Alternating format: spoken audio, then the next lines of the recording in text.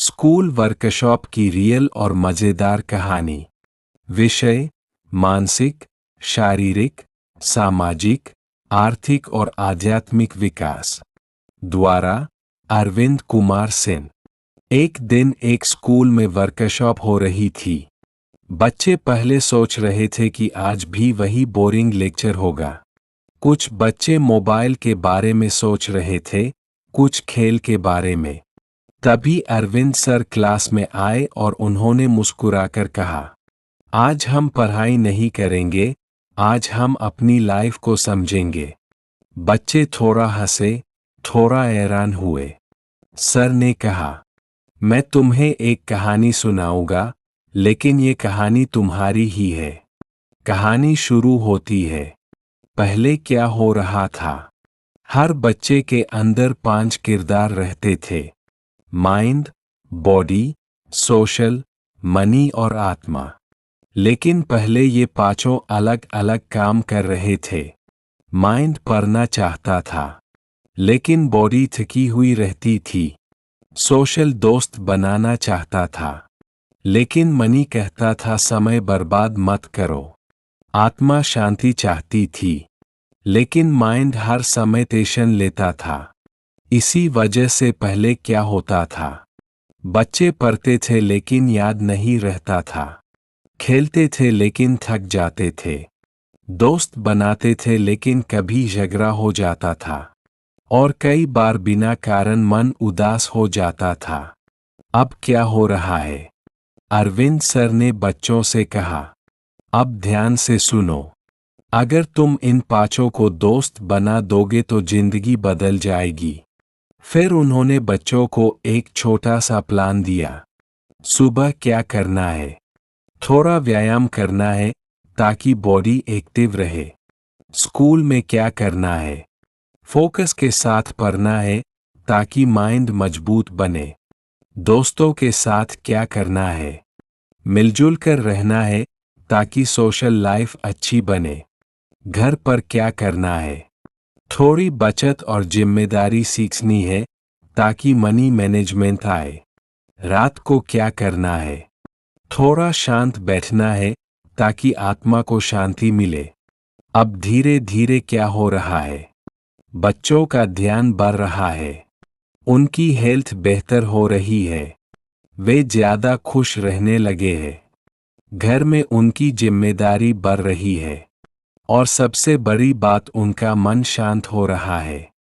आगे क्या होगा? अगर ये बच्चे इसी तरह बैलेंस बनाकर चलेंगे तो आगे क्या होगा? वे पढ़ाई में अच्छे होंगे, उनकी बॉडी फिट रहेगी, उनके अच्छे दोस्त होंगे, वे पैसे को समझदारी से संभालेंगे और वे अंदर से खुश और शांत रहेंगे। और एक दिन वे सिर्फ सफल ही नहीं बल्कि संतुलित और खुश इंसान बनेंगे। अंत में सर ने कहा, पहले तुम बिखरे हुए थे, अब तुम सीख रहे हो और आगे तुम चमकोगे। सफलता सिर्फ मेहनत से नहीं आती, सफलता संतुलन से आती है। उस दिन के बाद बच्चे सिर्फ पढ़ाई नहीं कर रहे थे, वे अपनी पूरी जिंदगी को बेहतर बना रहे थे। ऑब्जर्वेशन और विजुअलाइजेशन पावर बढ़ाने का step by step system part 1।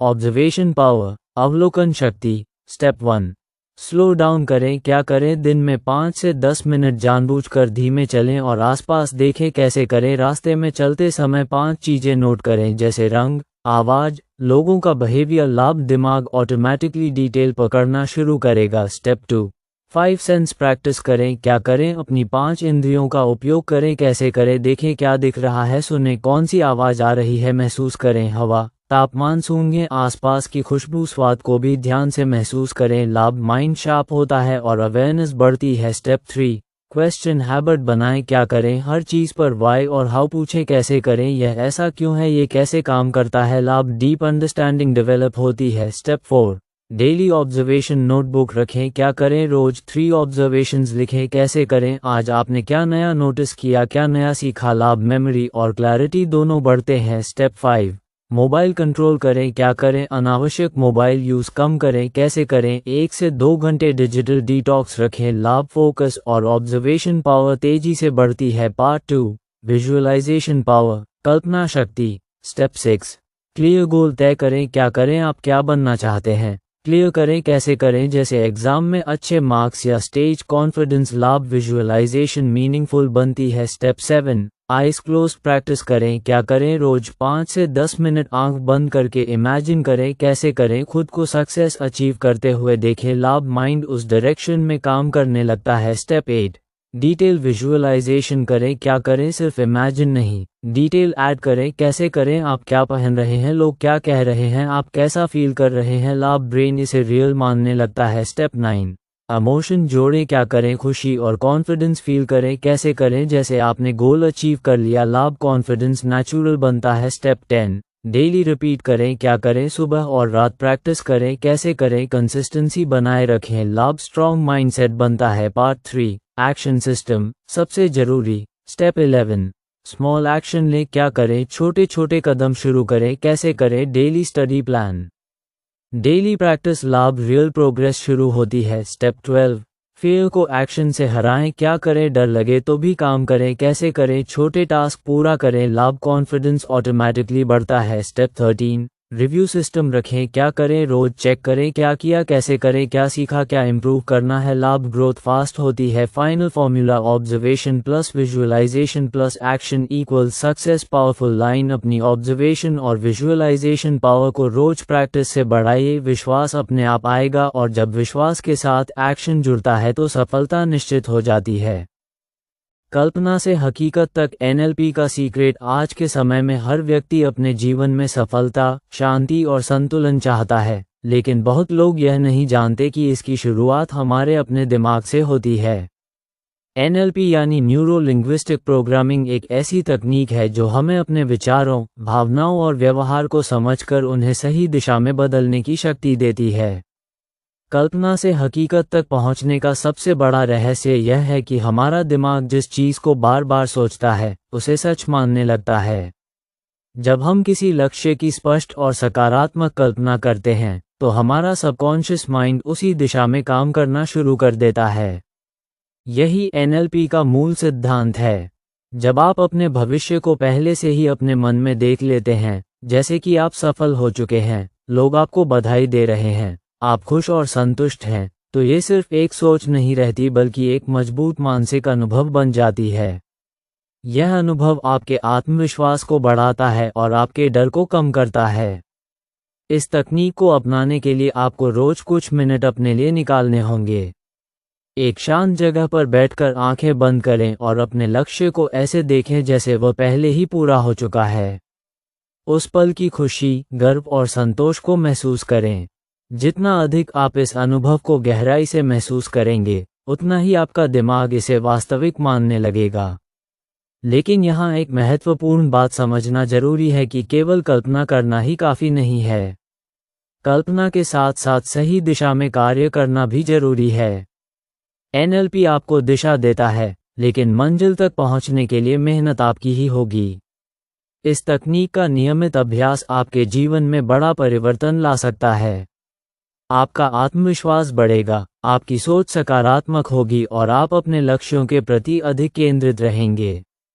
धीरे धीरे आपकी कल्पना ही आपकी हकीकत बन जाएगी। अंत में यही कहा जा सकता है कि अगर आप अपने दिमाग को सही तरीके से प्रोग्राम कर लेते हैं, तो कोई भी लक्ष्य असंभव नहीं रहता। एनएलपी के माध्यम से आप अपने विचारों की शक्ति को पहचानकर अपने जीवन को नई दिशा दे सकते हैं। छात्रों के लिए कैजेन तकनीक, छोटी आदतों से बड़ी सफलता। कैजेन एक जापानी सोच है जिसका अर्थ है लगातार छोटे सुधार करना। यह तकनीक सिखाती है कि जीवन और पढ़ाई में एकदम बड़े बदलाव करने के बजाय रोज थोड़ा सुधार किया जाए। यही छोटे कदम मिलकर बड़ी सफलता बनाते हैं। कैजेन का अर्थ और महत्व। कैजेन का सीधा मतलब है हर दिन पहले से बेहतर बनना। यह हमें बताता है कि सफलता एक दिन में नहीं मिलती बल्कि धीरे धीरे मेहनत और सुधार से मिलती है। उदाहरण, अगर छात्र रोज 10 मिनट पढ़ाई करता है और हर दिन 2 मिनट बढ़ाता है तो कुछ दिनों में वह आसानी से लंबे समय तक पढ़ने लगेगा। छात्रों के लिए कैजेन क्यों जरूरी है? आज कई छात्र पढ़ाई में ध्यान नहीं लगा पाते, जल्दी बोर हो जाते हैं और आत्मविश्वास कम होता है। कैजेन इन समस्याओं का आसान समाधान देता है। फायदे: पढ़ाई में रुचि बढ़ती है, ध्यान और एकाग्रता मजबूत होती है, आलस और टालमटोल कम होता है, आत्मविश्वास धीरे धीरे बढ़ता है, पढ़ाई का डर खत्म हो जाता है।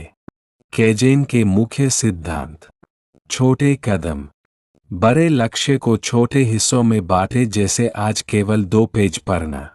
नियमितता, रोज थोड़ा पढ़ना ज्यादा प्रभावी है। निरंतर सुधार, हर दिन खुद से पूछे क्या मैं कल से बेहतर हूं। बिना दबाव पढ़ाई, जब पढ़ाई आसान लगती है तो दिमाग उसे जल्दी स्वीकार करता है। छात्रों के लिए कैजेन तकनीकें: 1% सुधार नियम, हर दिन थोड़ा बेहतर बनने की कोशिश करें। 5 मिनट नियम, अगर पढ़ने का मन नहीं है तो सिर्फ 5 मिनट पढ़ाई शुरू करें। माइक्रो स्टडी टेक्निक, पूरे चैप्टर की जगह छोटे टॉपिक पढ़ें। रिपीट और इम्प्रूव, एक ही विषय को बार बार बेहतर तरीके से पढ़ें। प्रोग्रेस ट्रैकिंग, अपनी पढ़ाई का रिकॉर्ड रखें, इससे मोटिवेशन मिलता है। काइजन स्टडी रूटीन, सुबह 10 मिनट रिवीजन, दोपहर एक छोटा टॉपिक पढ़ें, शाम 5 से 10 सवाल हल करें, रात आज क्या सीखा यह सोचें।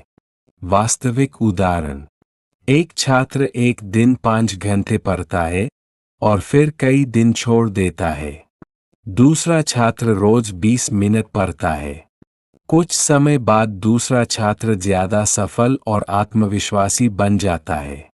मनोवैज्ञानिक प्रभाव: कैजेन दिमाग को धीरे धीरे बदलता है, डर कम करता है, आत्मविश्वास बढ़ाता है, सीखने की इच्छा पैदा करता है। निष्कर्ष: कैजेन केवल पढ़ाई की तकनीक नहीं बल्कि जीवन जीने का तरीका है।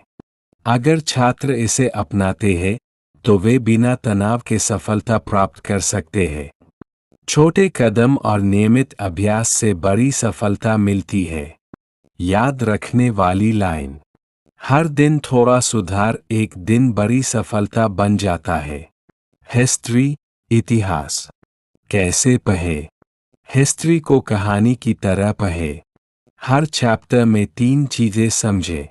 घटना क्या हुई, क्यों हुई, उसका परिणाम क्या हुआ। डेट्स को अकेले याद न करें, उन्हें घटना से जोड़ें।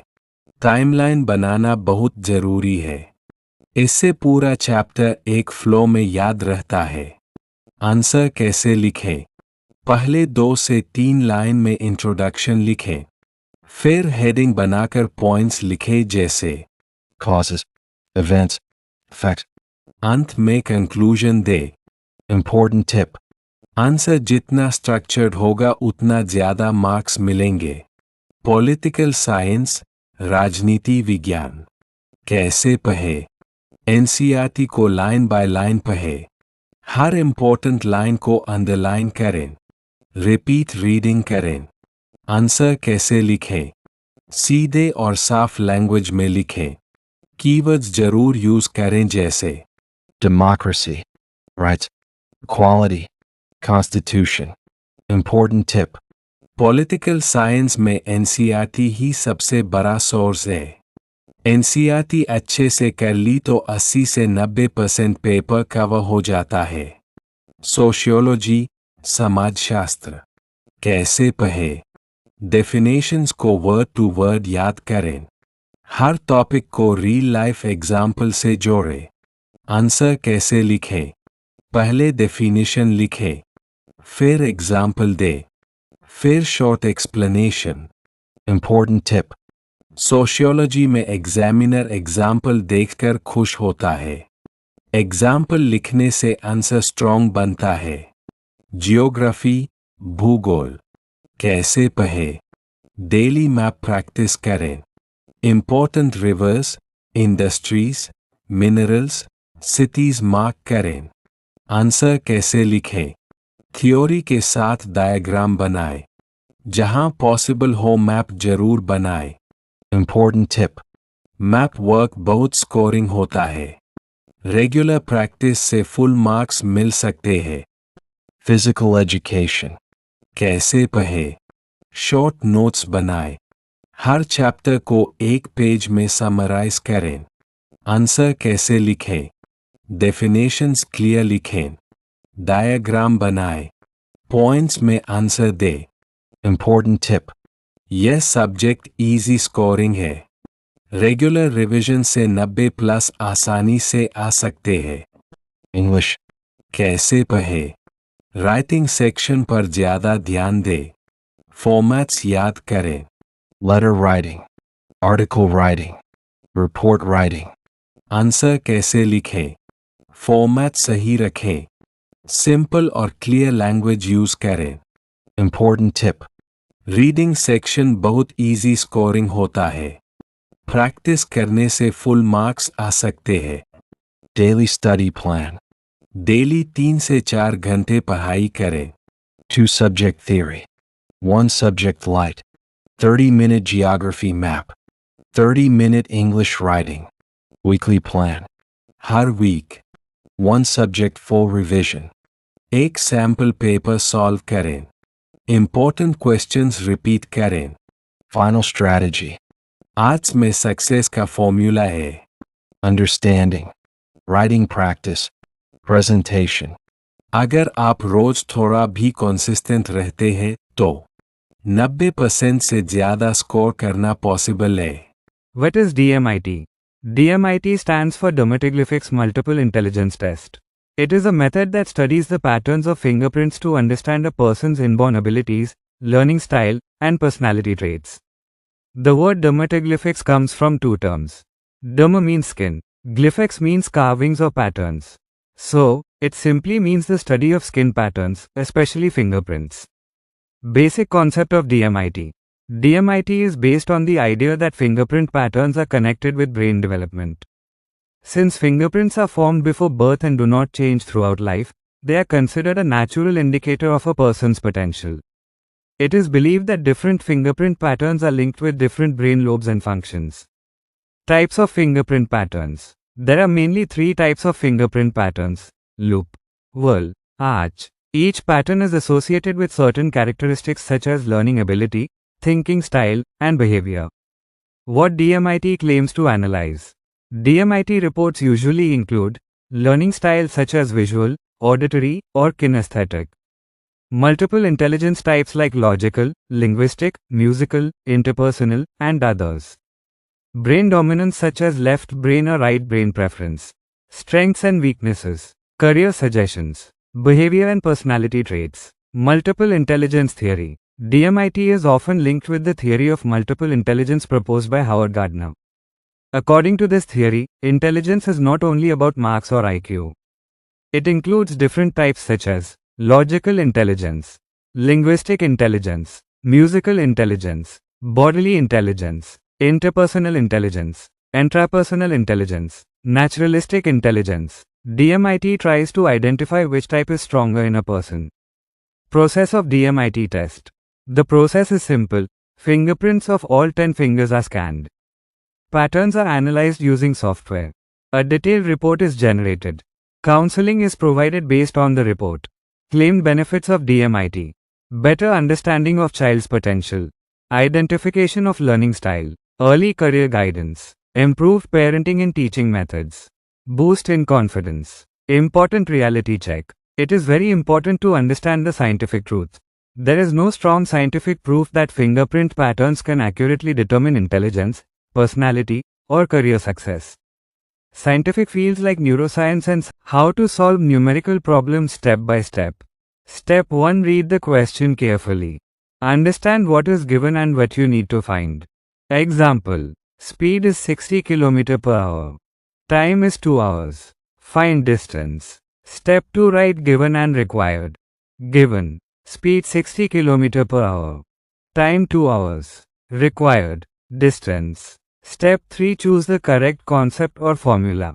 Distance equals speed multiplied by time. Step 4. Put the values. Distance equals 60 multiplied by 2. Step 5. Do the calculation. Distance equals 120 km. Step 6. Write the unit. Final answer 120 km. Step 7. Check your answer. Think logically. If speed is 60 and time is 2 hours, then distance should be around 120. So the answer is correct. Common mistakes to avoid. Not understanding the question. Using the wrong formula. Ignoring unit conversion. Calculation mistakes. Not writing the unit. Topper strategy. Practice daily. Revise formulas regularly. Start from easy and go to difficult. Keep a mistake notebook. Use visualization in physics. Short method. Read. Write given. Choose formula. Calculate. Check. Practice question. Speed 40 km per hour. Time 3 hours. Find distance. शीर्षक impression बनाने की कला। हर छात्र के लिए जरूरी कौशल। आज के समय में केवल पढ़ाई में अच्छा होना ही पर्याप्त नहीं है, बल्कि लोगों पर अच्छा प्रभाव इम्प्रेशन डालना भी उतना ही महत्वपूर्ण है। एक छात्र के लिए ये कौशल जीवन के हर क्षेत्र, स्कूल, कॉलेज, इंटरव्यू और करियर में सफलता दिलाने में मदद करता है। इम्प्रेशन क्या है? इम्प्रेशन का मतलब है कि लोग आपके बारे में क्या सोचते हैं। जब आप किसी से मिलते हैं, बात करते हैं या व्यवहार करते हैं, तो सामने वाले के मन में आपके बारे में एक छवि बनती है। यही आपकी पहचान बन जाती है। इम्प्रेशन क्यों जरूरी है? शिक्षक और मित्र आप पर भरोसा करते हैं, इंटरव्यू में सफलता मिलने की संभावना बढ़ती है, आत्मविश्वास मजबूत होता है, अच्छे अवसर प्राप्त होते हैं। अच्छा इम्प्रेशन बनाने के आसान तरीके। 1. सकारात्मक सोच रखें। हमेशा अच्छे विचार रखें। जब आप सकारात्मक सोचते हैं, तो आपका व्यवहार भी अच्छा होता है। 2. दूसरों की प्रशंसा करें। जब आप किसी की सच्चे मन से तारीफ करते हैं, तो सामने वाला आपसे जुड़ाव महसूस करता है। इससे आपका इम्प्रेशन बेहतर बनता है। 3. ध्यान से सुनना सीखें। अच्छा श्रोता बनना बहुत जरूरी है। जब आप दूसरों की बात ध्यान से सुनते हैं, तो वे आपको सम्मान देते हैं। 4. बॉडी लैंग्वेज सुधारें। सीधे बैठना, आंखों में देखकर बात करना और मुस्कुराना, ये सब आपके व्यक्तित्व को आकर्षक बनाते हैं। 5. नियमित अभ्यास करें। हर दिन 10-15 मिनट इन आदतों का अभ्यास करें। धीरे धीरे यह आपकी आदत बन जाएगी। एक खास अभ्यास, प्रैक्टिकल टेक्निक, शांत जगह पर बैठें और आंखें बंद करके किसी व्यक्ति को अपने सामने कल्पना करें। अब उसके बारे में सकारात्मक बातें सोचें और मन ही मन उसकी तारीफ करें। लगभग 3-5 मिनट तक यह अभ्यास करें। इससे आपकी सोच सकारात्मक बनेगी और असल जिंदगी में भी आपका व्यवहार बेहतर होगा। निष्कर्ष, एक छात्र के लिए इम्प्रेशन बनाना कोई मुश्किल काम नहीं है, बस सही आदतों और नियमित अभ्यास की जरूरत है। अगर आप दूसरों का सम्मान करेंगे, सकारात्मक रहेंगे और अच्छे व्यवहार अपनाएंगे, तो आप हर जगह एक मजबूत और प्रभावशाली व्यक्तित्व बना सकते हैं। याद रखें, आपका इम्प्रेशन ही आपकी पहचान है। Golden Fast Memorization Method. Complete system for fast learning and strong memory. यह मेथड 3 पार्ट्स में काम करता है। Part 1 FRD method. Part 2 See Observe Visualize. Part 3 Power of Subconscious Mind. तीनों मिलकर आपकी मेमोरी को फास्ट, डीप और लॉन्ग टर्म बना देते हैं। Part 1 FRD method. 4-step learning system. 1 Forward reading. यह शुरुआत का स्टेप है। आपको टॉपिक को शुरू से अंत तक पढ़ना है। समझने पर फोकस करना है। Example. फोटोसिंथेसिस पढ़ते समय पहले डेफिनेशन, फिर प्रोसेस, फिर रिजल्ट। इससे आपका कॉन्सेप्ट क्लियर हो जाता है। 2 Reverse reading. अब उसी टॉपिक को उल्टे क्रम में पढ़ें। Example. पहले रिजल्ट, फिर प्रोसेस, फिर डेफिनेशन। यह दिमाग को चैलेंज देता है और मेमोरी को स्ट्रॉन्ग बनाता है। 3. Random reading. आप कहीं से भी आंसर देने की प्रैक्टिस करें। खुद से सवाल पूछें। एग्जाम्पल, प्रोसेस क्या है? रॉ मटेरियल क्या है? अगर आप बिना देखे आंसर दे पा रहे हैं तो आपकी प्रिपरेशन स्ट्रॉन्ग है। फॉर डोनेशन मेथड, जो सिखाए उसे किसी को सिखाएं, दोस्त को पढ़ाए या खुद को मिरर में समझाए। जब आप सिखाते हैं तो आपकी अंडरस्टैंडिंग क्लियर होती है और मेमोरी सबसे ज्यादा स्ट्रॉन्ग हो जाती है। Part 2C Observe Visualize Memory Booster Technique. यह मेथड आपकी मेमोरी को परमानेंट बनाता है। जो पढ़ रहे हैं उसे ध्यान से देखें। Observe. उसमें इंपॉर्टेंट चीजों पर ध्यान दें। Visualize. आँख बंद करके इमेजिन करें। Example. प्लांट सनलाइट ले रहा है, वाटर ऊपर जा रहा है, ऑक्सीजन बाहर निकल रही है। अब पूरा प्रोसेस दिमाग में मूवी की तरह दिखेगा। Part 3 Power of Subconscious Mind. Golden 20 Minutes Rule. यह आपकी लाइफ बदलने वाला पार्ट है। दिन में 2 टाइम ऐसे होते हैं जब सबकॉन्शियस माइंड सबसे ज्यादा एक्टिव होता है। पहला, सोने से पहले 10 मिनट। दूसरा, जागने के बाद 10 मिनट। Night practice. सोने से पहले आज जो पढ़ा है उसे याद करें, विजुअलाइज करें।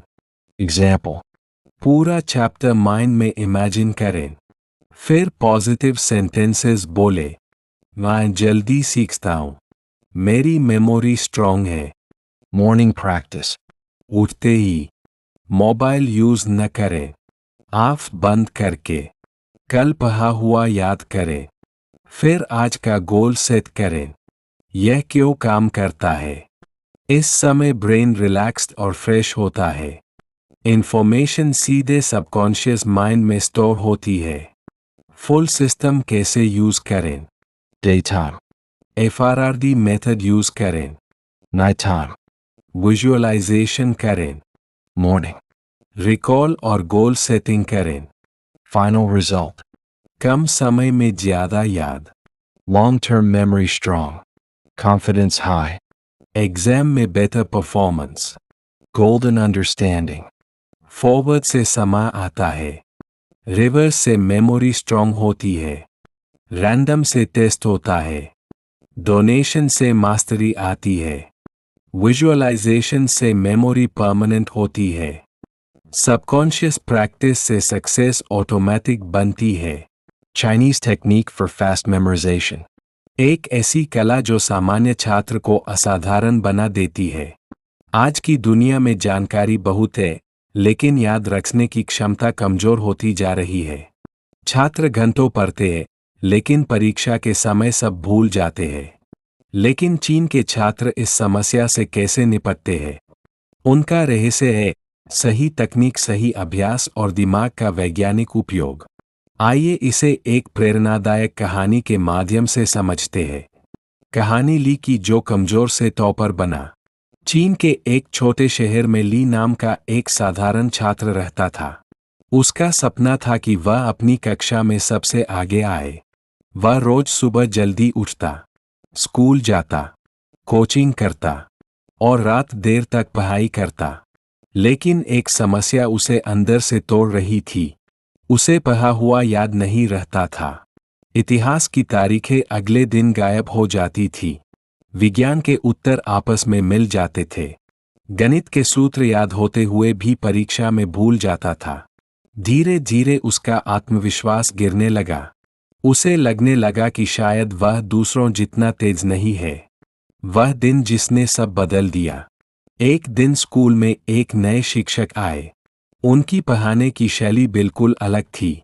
उन्होंने ली से पूछा, तुम पढ़ते कितना हो और याद कितना रहता है? ली ने सिर झुका लिया। तब शिक्षक मुस्कुराए और बोले, समस्या मेहनत की नहीं है, समस्या तरीके की है। उन्होंने कहा, अगर तुम दिमाग को सही तरीके से उपयोग करना सीख जाओ तो तुम किसी भी चीज को आसानी से याद रख सकते हो। पहली तकनीक चित्र बनाकर सीखना। शिक्षक ने ली से कहा, दिमाग शब्दों को जल्दी भूलता है, लेकिन चित्रों को लंबे समय तक याद रखता है।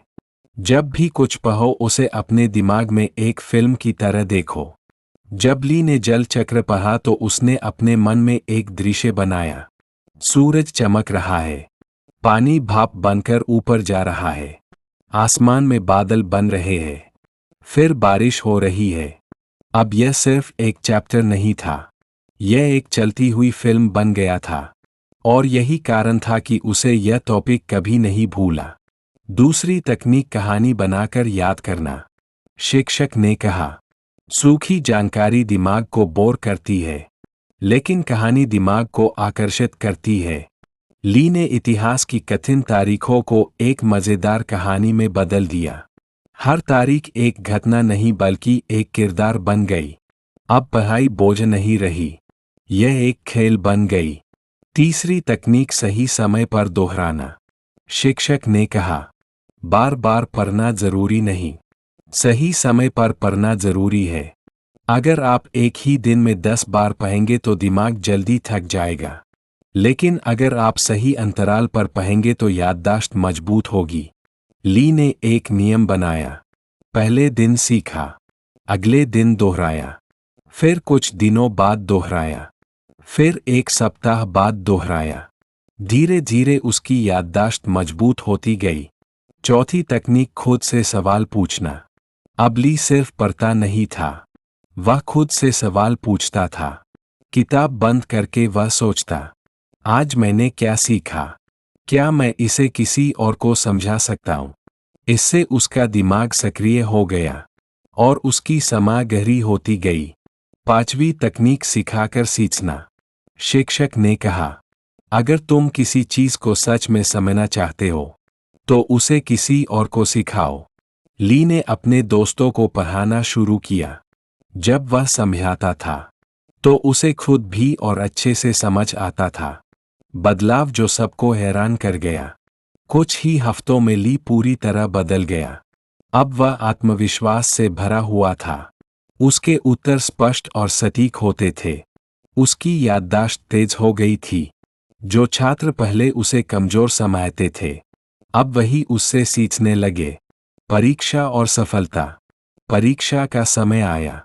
इस बार ली ने सिर्फ मेहनत नहीं की, उसने सही तकनीक का उपयोग किया। जब परिणाम आया तो ली अपनी कक्षा के सबसे अच्छे छात्रों में शामिल था। उसकी आंखों में खुशी थी और उसके शिक्षक के चेहरे पर संतोष। गहरी सीख। दिमाग को मजबूर करके नहीं, सही तरीके से इस्तेमाल करके सफलता मिलती है। याद रखने का असली रहस्य है चित्र बनाना, कहानी बनाना, सही समय पर दोहराना और खुद से सवाल पूछना। अंतिम संदेश। हर छात्र के अंदर एक टॉपर छिपा होता है, बस उसे सही दिशा और सही तकनीक की जरूरत होती है। अगर ली बदल सकता है तो आप भी बदल सकते हैं। भारतीय तकनीकें बहुत प्राचीन और वैज्ञानिक है। इनका उपयोग हजारों वर्षों से ज्ञान को याद रखने के लिए किया जाता रहा है। गुरुकुल परंपरा में विद्यार्थी बिना लिखे ही बड़े बड़े ग्रंथ याद कर लेते थे। आज भी ये तकनीकें विद्यार्थियों के लिए बहुत उपयोगी है। नीचे भारतीय फास्ट मेमोरी तकनीकों को सरल हिंदी में समझाया गया है। पहली तकनीक है श्रवण और उच्चारण विधि। इसका अर्थ है पहले सुनना, फिर बोलना और फिर दोहराना। जब आप किसी विषय को सुनते हैं और फिर उसे जोर से बोलकर दोहराते हैं तो दिमाग में वह जानकारी जल्दी बैठ जाती है। उदाहरण के लिए, अगर आप कोई परिभाषा 5 बार जोर से बोलते हैं तो वह तुरंत याद हो जाती है। दूसरी तकनीक है जप और लय विधि। इसमें आप जानकारी को गाकर या एक लय में याद करते हैं। जैसे मंत्रों को एक विशेष लय में बोला जाता है, इसी तरह आप फार्मूला या सूची को गाने की तरह बोल सकते हैं। दिमाग लय और संगीत को जल्दी पकड़ता है, इसलिए याद करना आसान हो जाता है। तीसरी तकनीक है कथा विधि। इसमें आप जानकारी को एक कहानी में बदल देते हैं। हमारा दिमाग कहानी को लंबे समय तक याद रखता है। यदि आप इतिहास की तारीखों या विज्ञान के तथ्यों को कहानी के रूप में सोचते हैं, तो वे आसानी से याद हो जाते हैं। चौथी तकनीक है ध्यान और एकाग्रता। जब मन शांत होता है, तो याद करने की क्षमता बढ़ जाती है। रोज कुछ मिनट गहरी सांस लेना और ध्यान करना एकाग्रता को मजबूत करता है। इससे पढ़ाई में मन लगता है और चीजें जल्दी याद होती है। पांचवी तकनीक है पुनरावृत्ति चक्र। इसका अर्थ है सही समय पर बार बार दोहराना। पहली बार पढ़ने के 10 मिनट बाद दोहराएं, फिर एक दिन बाद और फिर एक सप्ताह बाद। इससे भूलने की समस्या कम हो जाती है और जानकारी लंबे समय तक याद रहती है। छठी तकनीक है दृश्य कल्पना विधि। इसमें आप जो पढ़ रहे हैं उसकी तस्वीर अपने दिमाग में बनाते हैं। दिमाग चित्रों को शब्दों से ज्यादा जल्दी और लंबे समय तक याद रखता है। इसलिए अगर आप किसी विषय को चित्र की तरह सोचते हैं, तो वह जल्दी याद होता है। अब एक शक्तिशाली संयोजन समझिए। सुनो, बोलो, देखो, दोहराओ और फिर से पढ़ो। यह तरीका सबसे तेज और प्रभावी है। एक छोटी प्रेरणादायक कहानी। एक गुरु ने अपने शिष्य से कहा, यदि तुम केवल पढ़ोगे तो भूल जाओगे। यदि बार बार पढ़ोगे तो कुछ समय तक याद रहेगा। लेकिन यदि समयकर, बोलकर और महसूस करके पढ़ोगे तो जीवन भर याद रहेगा। सिया स्मार्ट तरीके से पढ़ाई करने से याददाश्त मजबूत होती है। यदि आप इन तकनीकों का रोज अभ्यास करते हैं, तो आपकी याद रखने की क्षमता तेज हो जाएगी और पढ़ाई में रुचि भी बढ़ेगी। American Techniques for Fast Memorization। दिमाग को स्मार्ट तरीके से इस्तेमाल करने की वैज्ञानिक कला। आज के समय में अमेरिका के छात्र सिर्फ ज्यादा पढ़ाई नहीं करते, वे समझदारी से पढ़ते हैं। उनकी पढ़ाई का तरीका अलग होता है। वे रटने पर नहीं बल्कि दिमाग को सक्रिय बनाकर सीखते हैं। उनका फोकस होता है समझना, दोहराना और लागू करना। इसी वजह से वे कम समय में ज्यादा याद कर पाते हैं। एक प्रेरणादायक कहानी। अमेरिका में एक छात्र था जिसका नाम जॉन था। वह रोज घंटों पढ़ाई करता था, लेकिन परीक्षा के समय सब भूल जाता था। उसे लगता था कि वह कमजोर है। एक दिन उसके शिक्षक ने उससे कहा, तुम्हारी समस्या मेहनत की नहीं बल्कि तरीके की है। उन्होंने उसे कुछ नई तकनीकें सिखाई, जिन्होंने उसकी जिंदगी बदल दी। Active recall technique. खुद से पूछो और याद करो। जॉन ने सबसे पहले यह सीखा कि सिर्फ पढ़ना काफी नहीं है, दिमाग को सक्रिय करना जरूरी है। अब वह किताब बंद करके खुद से सवाल पूछता था, आज मैंने क्या सीखा? क्या मैं इसे बिना देखे समझा सकता हूँ? धीरे धीरे उसका दिमाग जानकारी को खोजने लगा और उसकी याददाश्त मजबूत होने लगी। Spaced repetition. सही समय पर दोहराना। पहले जॉन एक ही दिन में बार बार पढ़ता था, लेकिन अब उसने नया तरीका अपनाया। पहले दिन पढ़ा, दूसरे दिन दोहराया, फिर कुछ दिनों बाद दोहराया, फिर एक सप्ताह बाद दोहराया। इससे उसकी जानकारी लंबे समय तक याद रहने लगी। Feynman technique. सिखाकर सीखना। जॉन ने अपने दोस्तों को पढ़ाना शुरू किया। जब वह किसी टॉपिक को सरल भाषा में समझाता था, तो उसे खुद भी गहराई से समझ आने लगा। अगर वह किसी चीज को समझा नहीं पाता था, तो वह वापस जाकर उसे दोबारा सीखता था। इससे उसकी समझ बहुत मजबूत हो गई। Pomodoro technique. समय का सही उपयोग। पहले जॉन घंटों लगातार पढ़ता था और जल्दी थक जाता था। अब वह 25 मिनट पढ़ता था, फिर थोड़ी देर आराम करता था, इससे उसका फोकस बना रहता था और वह ज्यादा प्रभावी तरीके से पढ़ पाता था। Mind mapping. दिमाग का नक्शा बनाना। जॉन ने नोट्स बनाने का तरीका बदल दिया। अब वह लंबे पैराग्राफ नहीं लिखता था, बल्कि एक नक्शा बनाता था, बीच में मुख्य विषय और चारों तरफ उससे जुड़े बिंदु। इससे उसे पूरी जानकारी एक नज़र में समझ आने लगी। Multisensory learning. जितने ज्यादा तरीके उतनी मजबूत याददाश्त। जॉन अब सिर्फ पढ़ता नहीं था, वह पढ़ता था, लिखता था, बोलता था और सुनता भी था। इससे उसकी मेमोरी कई गुना मजबूत हो गई। बड़ा बदलाव। कुछ ही महीनों में जॉन पूरी तरह बदल गया। अब उसे चीजें जल्दी याद होने लगी, उसका आत्मविश्वास बढ़ गया और वह कक्षा में सबसे आगे आने लगा। सफलता। परीक्षा में जॉन ने शानदार प्रदर्शन किया। वह अब एवरेज स्टूडेंट नहीं रहा, वह स्मार्ट लर्नर बन गया। गहरी सीख।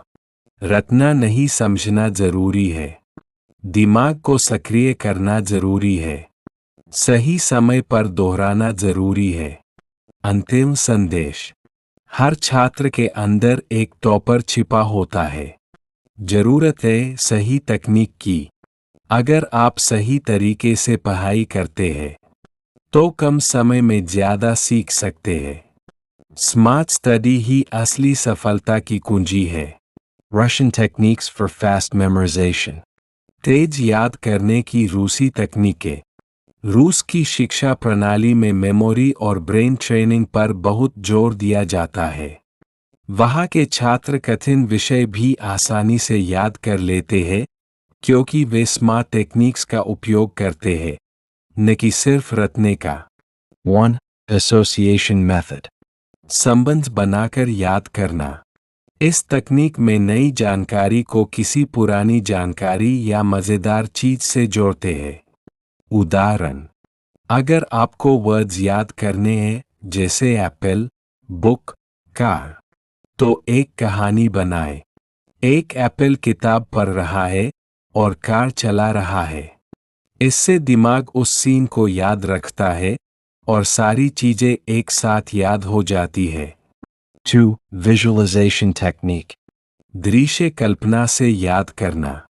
जो भी आप पढ़ते हैं उसे दिमाग में पिक्चर या मूवी की तरह देखना शुरू करें। उदाहरण, हिस्ट्री में युद्ध पढ़ रहे हैं तो इमेजिन करें कि आप वहीं पर खड़े हैं और सब कुछ देख रहे हैं।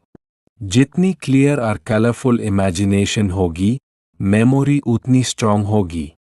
3. Chunking method. छोटे हिस्सों में बांटकर याद करना।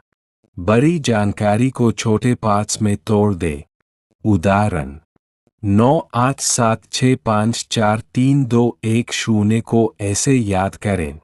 9876 543 210। छोटे हिस्से दिमाग जल्दी पकड़ लेता है।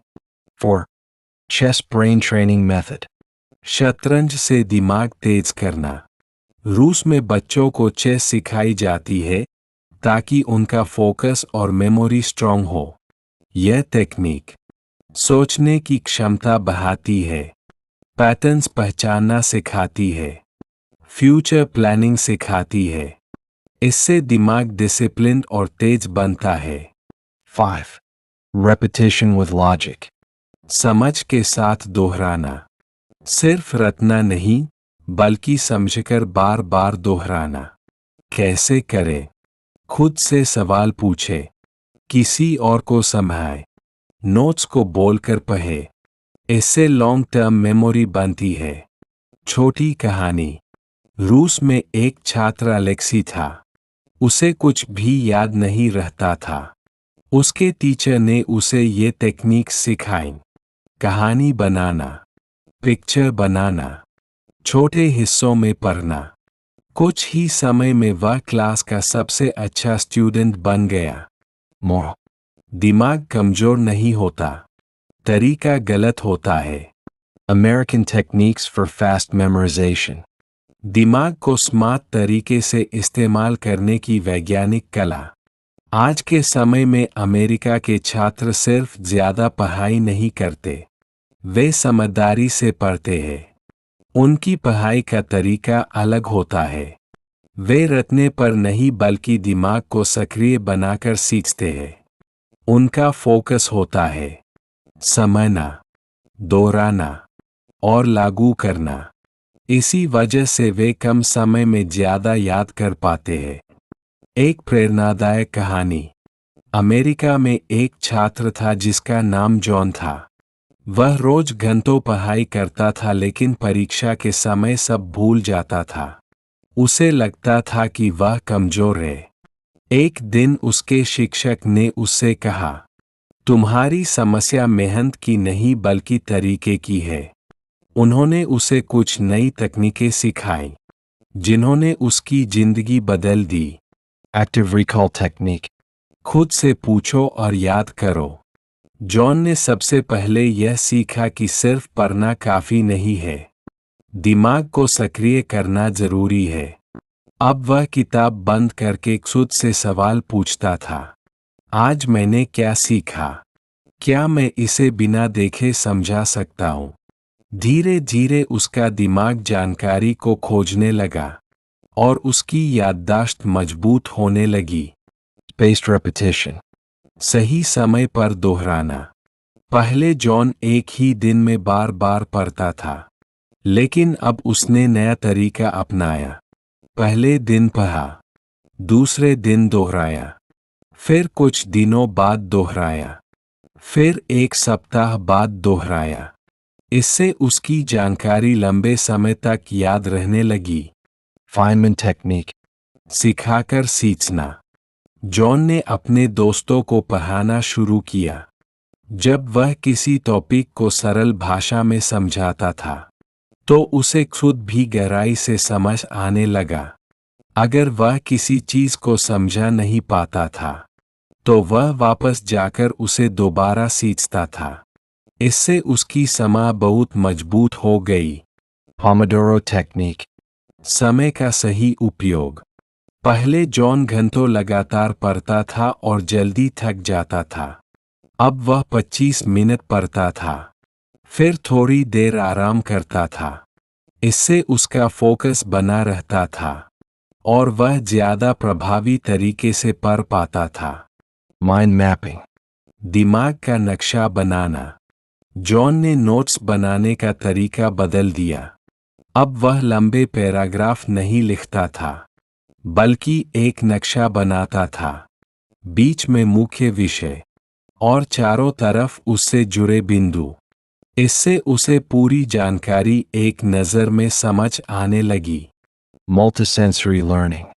जितने ज्यादा तरीके उतनी मजबूत याददाश्त। जॉन अब सिर्फ पढ़ता नहीं था, वह पढ़ता था, लिखता था, बोलता था और सुनता भी था।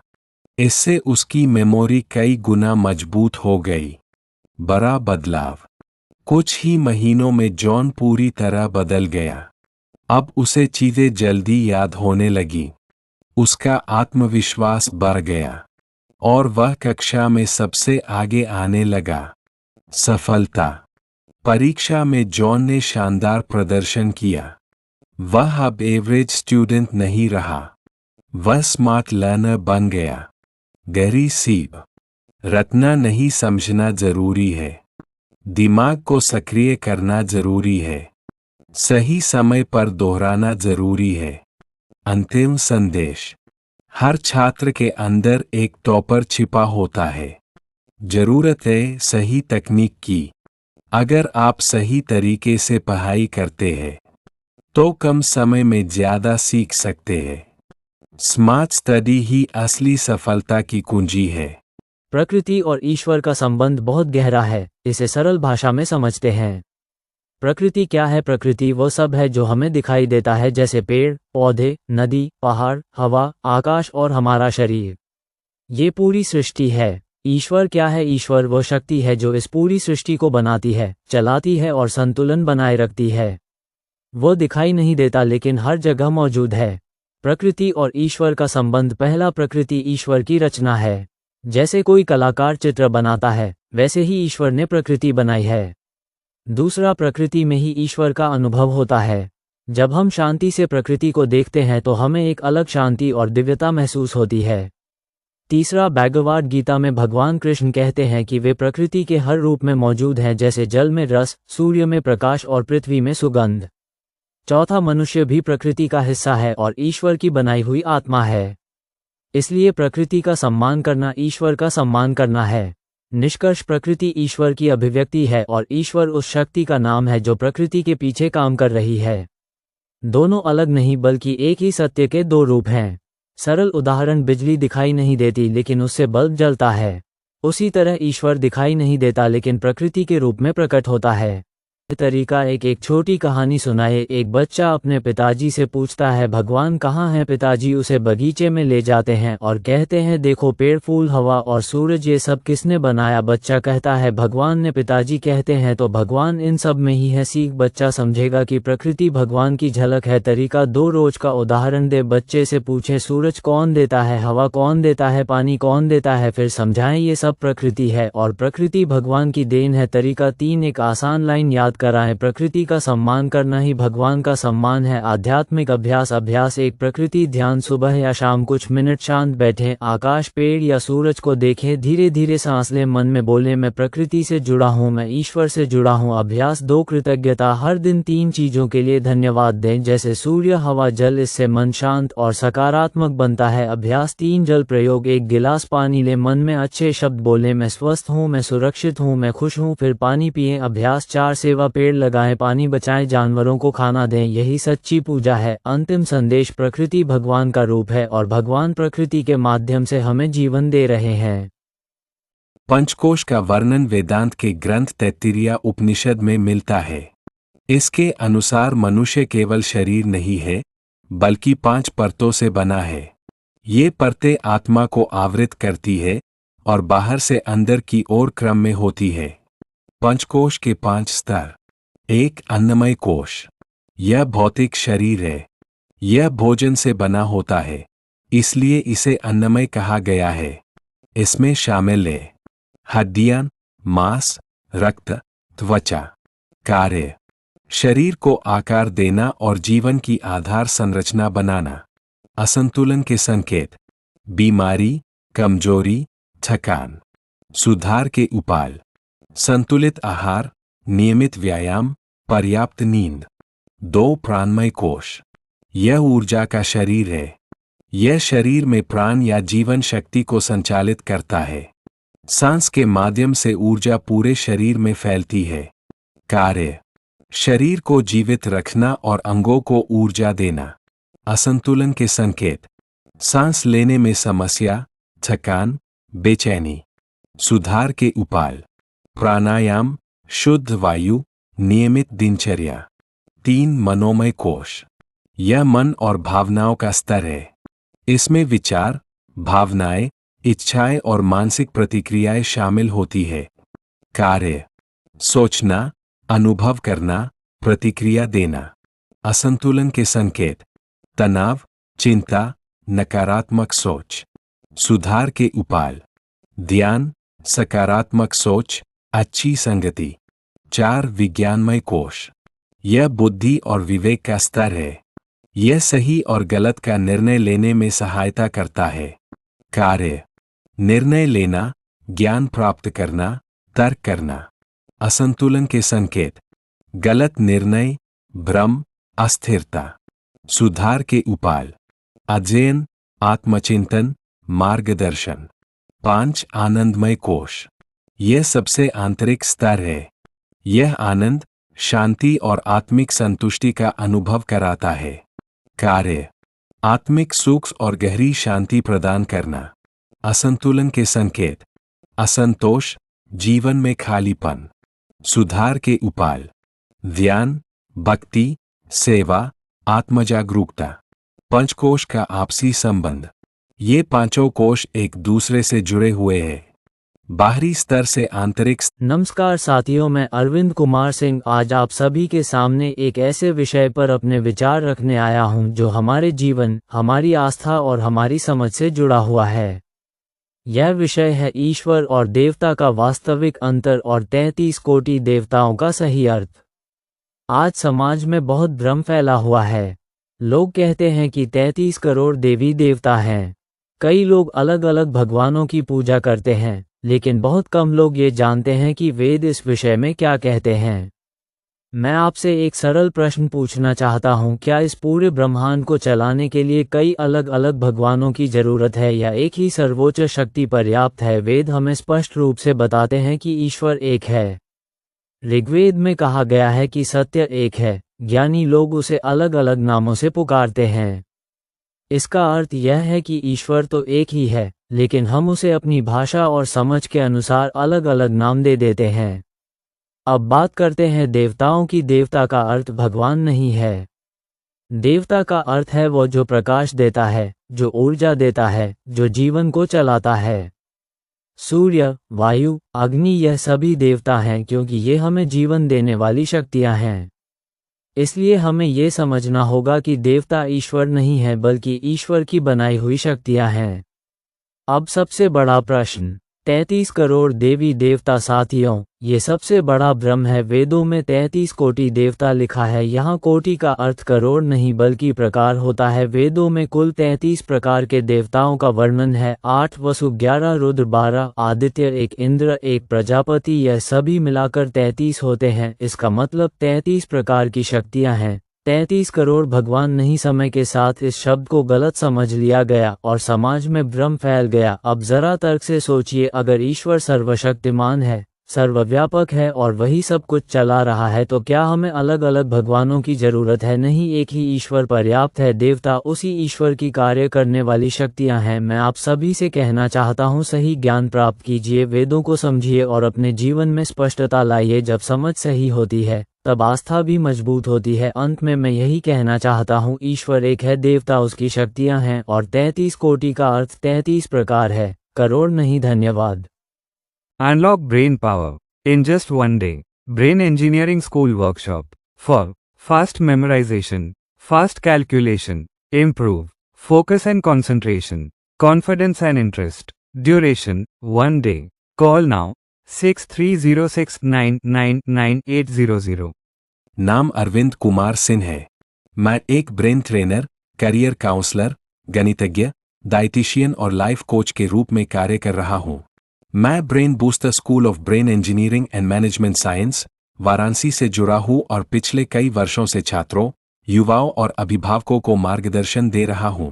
मैं मानता हूं कि हर इंसान के अंदर अपार क्षमता होती है, लेकिन सही दिशा और सही तकनीक के अभाव में वह क्षमता बाहर नहीं आ पाती। इसी कारण मैंने अपना जीवन इस मिशन को समर्पित किया है कि लोगों को सही तरीके से सीखना सिखाऊं। मैं केवल पढ़ाने में विश्वास नहीं करता, बल्कि मैं यह सिखाता हूं कि कैसे पढ़ना है, कैसे याद रखना है और कैसे जीवन में आगे बढ़ना है। मैंने अपने अनुभव से यह समझा है कि यदि हम पढ़ाई को सही तरीके से करें तो कम समय में बहुत ज्यादा सीखा जा सकता है। इसी सोच के साथ मैंने गोल्डन फास्ट मेमोराइजेशन मेथड जैसी टेक्निक्स विकसित की है, जिससे स्टूडेंट्स जल्दी सीखते हैं और लंबे समय तक याद रखते हैं। मैथ अबैकस, वैदिक मैथ्स, NLP, द्मित, मिडब्रेन एक्टिवेशन और ब्रेन ट्रेनिंग जैसी मॉडर्न टेक्निक्स का उपयोग करके छात्रों की मेमोरी, कंसंट्रेशन, कॉन्फिडेंस और इंटरेस्ट बढ़ाने का कार्य करता हूं। मेरा उद्देश्य केवल एकेडमिक सक्सेस तक सीमित नहीं है। मैं चाहता हूं कि हर व्यक्ति मानसिक, शारीरिक, सामाजिक, आर्थिक और आध्यात्मिक रूप से मजबूत बने। मैं समाज में सेक्स एजुकेशन और मेंटल हेल्थ अवेयरनेस फैलाने के लिए भी कार्य कर रहा हूं, क्योंकि मेरा मानना है कि सही जानकारी से जीवन की कई समस्याओं का समाधान हो सकता है। मैं यह भी मानता हूं कि जीवन की अधिकतर समस्याएं सही काउंसलिंग से हल हो सकती है और बाकी समस्याओं को हम सही डाइट, एक्सरसाइज और नेचुरल लाइफस्टाइल से नियंत्रित कर सकते हैं। इसलिए मैं लोगों को प्राकृतिक तरीके से स्वस्थ और संतुलित जीवन जीने के लिए प्रेरित करता हूं। मेरा मिशन है लर्निंग और रनिंग को साथ लेकर चलना। मैं चाहता हूं कि छात्र केवल ज्ञान ही प्राप्त न करें, बल्कि उस ज्ञान का उपयोग करके अपने जीवन में आगे बढ़े और आत्मनिर्भर बने। मैं उन्हें प्रैक्टिकल स्किल्स सिखाता हूं ताकि वे अपने करियर में सफल हो सके और जीवन में सही निर्णय ले सकें। मैं स्कूल, कॉलेज और विभिन्न संस्थानों में वर्कशॉप्स आयोजित करता हूं, जहां मैं fast memorisation, fast calculation, focus improvement और पर्सनालिटी डेवलपमेंट पर ट्रेनिंग देता हूं। मेरी वर्कशॉप्स का मुख्य उद्देश्य यह होता है कि छात्र अपने अंदर की छिपी हुई शक्ति को पहचानें और उसे सही दिशा में उपयोग करें। मेरा विजन है कि शिक्षा प्रणाली ऐसी हो जहां छात्रों को रटने के बजाय समझने, सोचने और करने की क्षमता सिखाई जाए। मैं चाहता हूं कि हर छात्र स्मार्ट तरीके से पढ़े, जल्दी सीखे और जीवन में सफल बने। अंत में मैं यही कहना चाहता हूं कि यदि सही तकनीक, सही मार्गदर्शन और निरंतर अभ्यास हो तो कोई भी व्यक्ति अपनी जिंदगी बदल सकता है। मेरा लक्ष्य है कि मैं अधिक से अधिक लोगों तक अपनी नॉलेज और टेक्निक्स पहुंचाकर उनके जीवन में सकारात्मक परिवर्तन ला सकूं और उन्हें सफलता की राह दिखा सकूं।